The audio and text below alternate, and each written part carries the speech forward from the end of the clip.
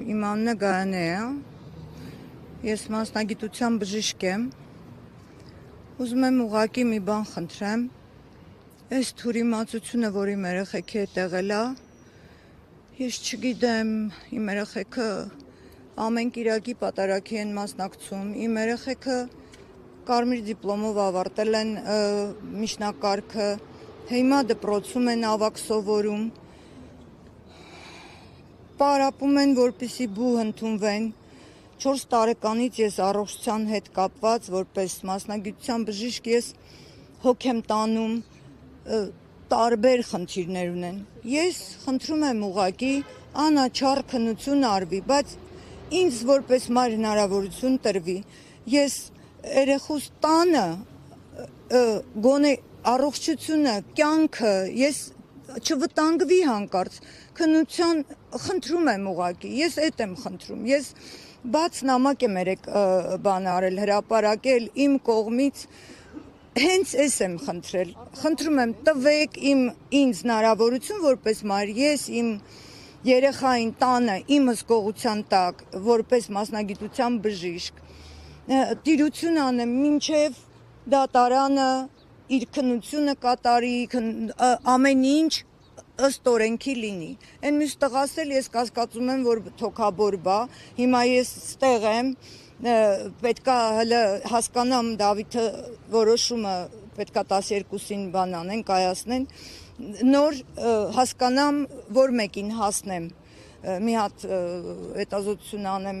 Միքայելին, բուժեմ, բան եւ այլն, չգիտեմ, խառնված եմ, կներեք, ես չեմ կարողանում խոսել հանրայնորեն, ուղղակի խնդրանքս էր, այդքան բան։ Տիկին իսկ ձեզ համար զարմանալի չէ, որ օրինակ այս գործով որևէ դժոխք չկա, բայց օրինակ ես չգիտեմ այդ հարցերը իմ հետ կապված չի, դա իրավաբանական հարցեր եք դուք ինձ տալիս, ես փաստաբաններ ունեմ։ Իմ խնդիրը, իմ երեխեքը զույգ տղաներ են, ես իրանց ունեցել եմ 33 տարեկանում։ Իմ երեխեքին ես մենք շատ դժվարությամբ չարչարվելով պահել ենք, մեծացրել ենք, իմ երեխեքը կիրթ, դաստիարակված, ես կարող եմ մի քիչ համեստ չհնչի, բայց ես ուզում եմ, որ մարդիկ իմանան, էլի, ովքեր ճանաչում են իմ տղաներին, իրանք հաստատ իրենց ոնց ճանաչում են, դա կասեն։ Կուլտուրական կիրթ երեխեք են, իրանք ամեն կիրակի պատարագի են մասնակցում, տուն, դպրոց, պարապել, եկեղեցում պատարագի։ Всё։ Իրենց առողջության վերաբերյալ կա, դատարան ներկայացրել եք բժիշկների կարծիքը, որ իրենց առողջական վիճակը անտանատեղելի է։ Մեր փաստաբանները այդ հարցին կպատասխանեն, ես չգիտեմ, իրանք ասեն։ Ճշտող հարց, այսօր տեղեկություն տարածվեց, որ հերթական անգամ խոզարկություն է եղել, այս տեղեկությունը համապատասխանում է իրականությանը։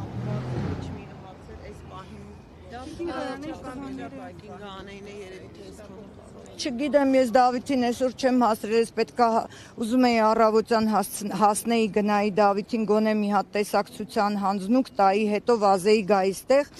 բայց ես ինչքան երեք որովհետև չեմ հասցրել, մենք արդեն մտնում էի տեսակցության, հազիվ հանձնուկը հասցրեցինք, հետո պարզվեց, որ տղայիս բերում են արդեն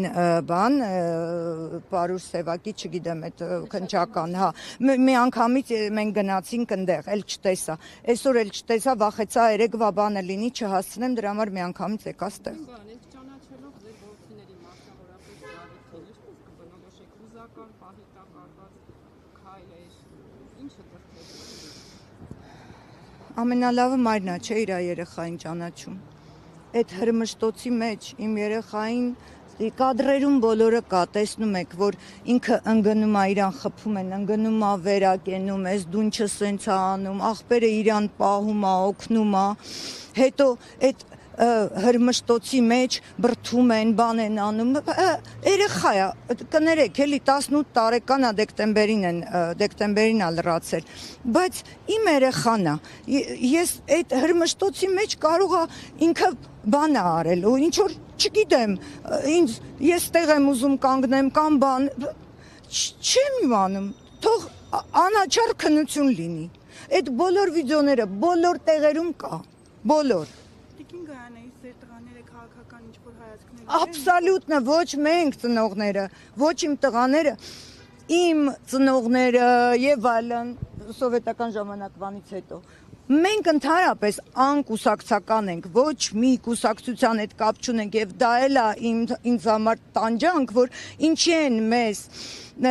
այդ պիտակը կպցնում, այն քաղաքական աբսոլյուտնը չկա տենց բան։ Առավոտյան ժամը 7-ին երբ եկան ձեր տուն դուք